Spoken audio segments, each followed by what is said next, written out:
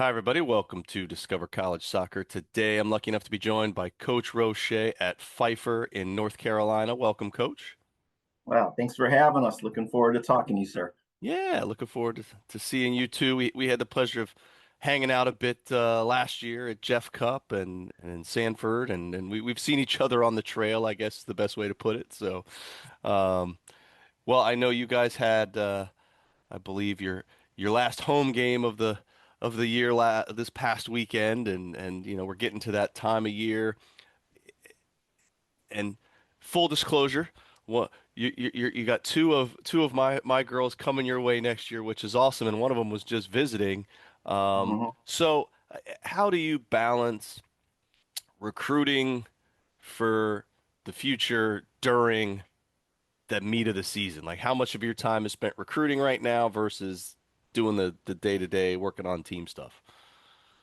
Um, Obviously our focus ends up being the team in-house right now, but we don't shy away from any recruiting opportunities that we can get to. During the season, that's really where we bring in the players that we've got a rapport with, that have been in contact, and try to give them a good game day experience, get them on campus, come see a match, talk to the girls. It's more face to face here at Pfeiffer, but we've got some local clubs where Coach Jamie and myself will go and observe practices and any games within a reasonable distance that we can see while still getting to our own games on time. We really do try to make it all work. Um, No, I yeah. mean, makes sense. Well, like I said, we've seen each other on the trail at various tournaments. Kind of, what are your must-visit events? Where do you like to make sure you get to each year to see players who you've been in contact with? I mean, we've been pretty good about going to the Raleigh event, the NCFC event. Sanford is always big for us. Jeff Cup. Um, I have ties up in Wisconsin, so we do go there, and we've added stops in Texas as well. So we're pretty much, I would say, we go from Virginia to Florida, and then we hit my home Wisconsin, and then we'll make at least one trip to Texas. We maybe do two trips to Texas this year. Oh, okay. Well, what about ID camps? Do you guys do your own? Do you or your staff work external camps? Are they a part of your process? Yeah, we have a camp in February, which coincides with it's the week before the beginning of North Carolina high school kickoff. So for a lot of young ladies, they'll come to our camp as kind of like a tune-up session, and obviously be able to work out in front of us. And then we're fortunate enough to be invited to the Catawba ID camp on a regular basis. And there are a number of other colleges that invite us to come and participate, and whether it be operating as a lead at an age group or just to observe. So Okay. Well, whether it's at an ID camp or at one of these tournaments, kind of what makes up that hierarchy of things you're looking for in a player, both on and off the field?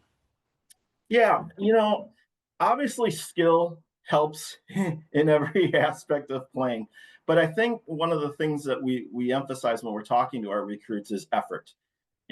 Skill is fantastic, but we tell all of our recruits that it's effort that pays the bills for us. We want a kid that maximizes the amount of engagement on the field, and then we also want a player that maximizes the amount of engagement off the field. So we're looking for those players that want to have conversations with their coaches, want to have good relationships with their teammates, which spills into great culture.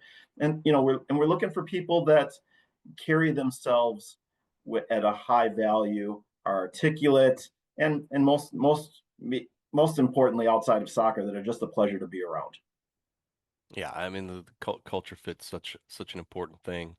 Um, and at the Division three level, you generally don't see as many internationals. You don't usually see as many junior college kids going into a D3 program. And you don't see a lot of the transfer portal movement. So those are kind of the three non-traditional recruits that I talk about. But do you guys tend to get any of those non-traditional type recruits, or is it usually kind of the standard high school seniors coming into college for the first time? Yeah, we're pretty predominant in bringing in freshmen. Yeah. We do operate in the transfer portal. We do have internationals that reach out to us, and we engage with them. What we don't want to shy away from anybody that has any talent. I think we our men's side is much more connected with international players, and I think for our culture it would be fantastic to have 3 or 4 on there. But we know who we are. We're a team that's rebuilding right now, and for us, it makes the most sense for us to be bringing in new players right out of high school and allow them the opportunity to make an impact with us. Okay.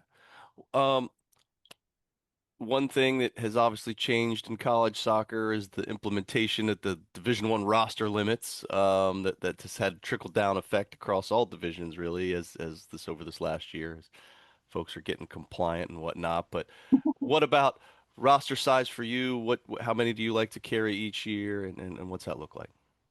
Yeah, Pfeiffer asked us to carry 30 people on our roster. We are a 26-person roster this year.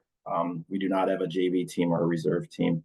I think this season we've had issues with injuries where players are out for the entire season, and so when we give that number to a recruit and say, yeah, we want to be a 30-person roster, we sometimes their eyes pop open because they're not used to hearing that type of number. But what we tell them is that we want to focus on parity in position. So saying it's 30 people on a roster doesn't mean that there are 11, you're not competing with 11 people in that position. You might have 4 center backs competing for the 2 starting spots, 4 outside backs competing for the 2 starting spots.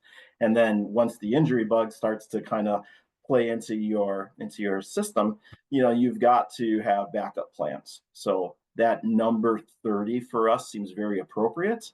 And it supports the health of the program, because one of the things that we don't ever want to do is we don't want to ask a player to have to play injured, right? We don't want them to hide that something's going on because they're worried about letting the team down.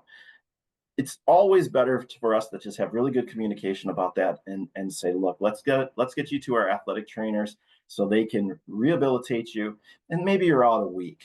It's the ones that hide it and something spills into a worse situation, and then they find themselves out a month, or just make it even worse where they're out for the entire season. So keeping that fact that we take care of our players and treat them the way that they should be, and that is special and a value to Pfeiffer. I like that. All right, well, let's talk a little bit more about the school. Maybe some folks not familiar with Pfeiffer. What are some things that you find are awesome about the school? Maybe some things we wouldn't even know just by going through the website. Yeah, I think the reason that I shouldn't say I think, the reason I chose to come here was 100% about the way that they made me feel, and that was valued. It's a family environment here. It really is. It's one of those places where everyone knows who you are. They know what team you're on. Your professor will tell you he had a great game last night, just because they do come to the matches. Even our president of our university is at the majority of our matches. So we are very involved on all fronts. The academic staff and the athletic staff work hand in hand. We actually are very good at making sure that our players receive the resources that they need if they miss class, or we're on the road. It's a very simple process where they can reach out to them, and they're like, hey, I wasn't in class, what did I miss? And they make sure that they get the information they need. So I think what really makes the athletic side of it is we are the best Friday night lights type of a university that you're going to find in the area. Our teams all come out and support each other. Our fans come out and support each other. Our student section comes out. They'll have cowbells, vuvuzelas, trumpets, and they'll just be having a blast. So when you're on Pfeiffer on a Friday night match at 6 o'clock at night, it really is something special to see. It sounds like it. I have to get up. I definitely have to get up to one soon. Well, at least next season, Yes, sir. for sure. So, um, what you mentioned the help with the academic side, and that's always kind of the can be the toughest thing for kids making that transition into college. So, talk to me a little bit more about the actual support systems that are in place to help students be successful and both on the field and off. What's there to help kids to really manage that transition? Right. So the university offers all of the resources that every other university would offer, whether it's a 60,000 student campus or a 1,000 student campus like us. We have writing centers, we have tutors, we have computer labs, we have people that can help as far as health and wellness, mental health, um, all of the all of what you would expect to see from a university that cares about their student athletes.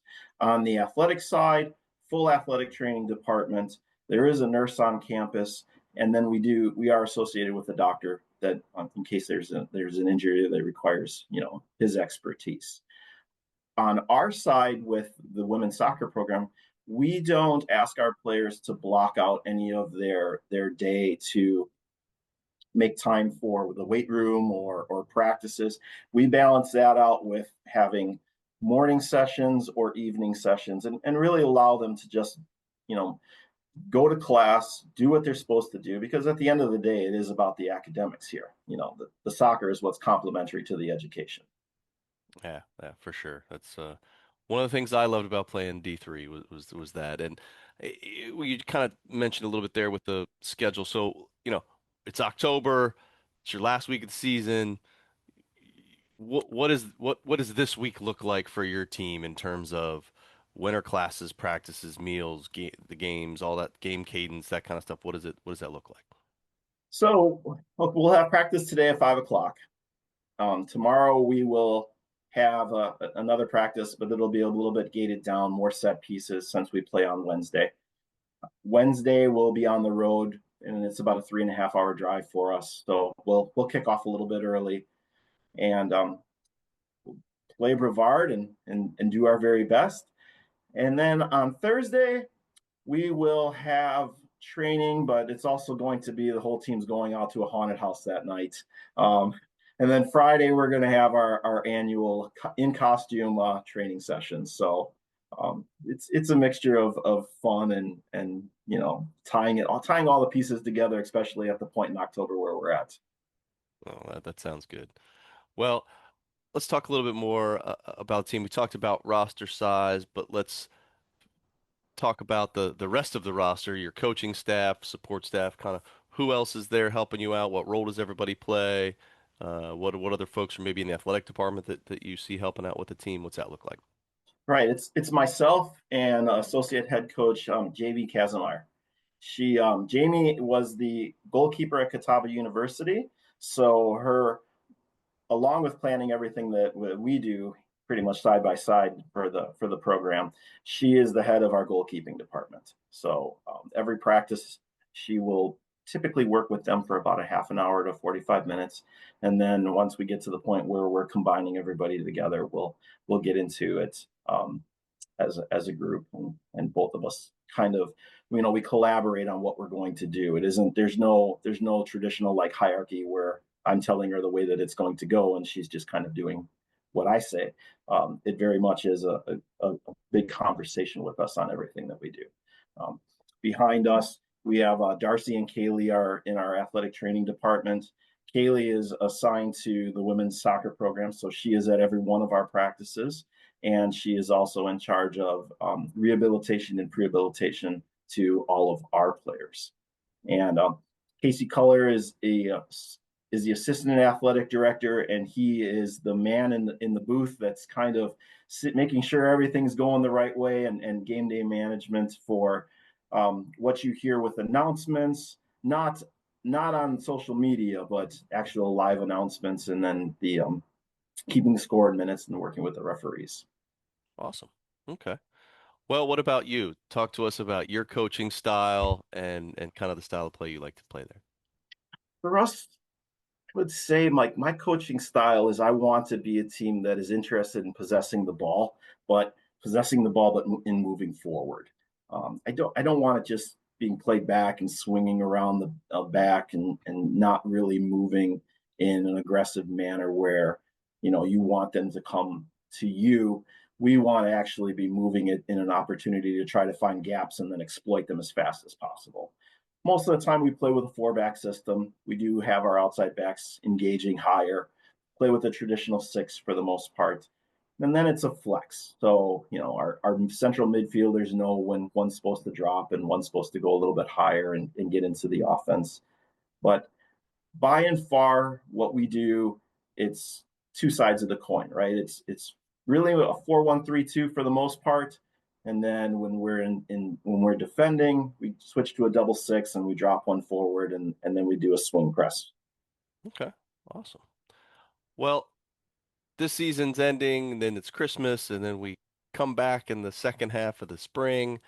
What does your off season typically look like? What are players doing in that non-traditional season time of year? We shut everybody down until after Christmas break. Philosophically, I think it's important for all of our student athletes to rest their bodies and minds for a good 30 days. Let everything heal and really concentrate on your final exams after that first semester. So we alleviate all of the athletic um, components to it and just say, you know, do what needs to be done to finish out the season, both with soccer and then obviously appropriately as far as academics are concerned. After that, we will play futsal in the gym between Christmas and then spring break. And then after spring break, we transition into our non-traditional season. Okay. Well, Coach, I really appreciate the time. You've given us some good info here, but I got one last question for you, Yes, and sir. and that is, if you had one piece of advice for any player going through the recruiting process right now, what would that be? One piece of advice. Whenever you're talking to a coach or somebody that is associated with an athletic program, be courteous, be a good person, be a genuine person. That's all most people want. If have a good conversation with someone, tell them what you like, what you don't like, and be mindful of just manners. They're simple. Say thank you. It sometimes that's a lost art. We as coaches are looking at you and not only assessing what you are as far as a soccer player, but we're kind of evaluating the qualities of a human being, and that's what we want. We want good representation for the team and the university ultimately. Well, Coach, thank you for that, and thank you for making time to be a part of the Discover College Soccer podcast. And wish you best of luck here as you end up your season. And I'm sure I'll see you again along the trail. I'm sure I'll see you very shortly. Thank you for your opportunity to talk to you, and this was fantastic. Take care. Take care.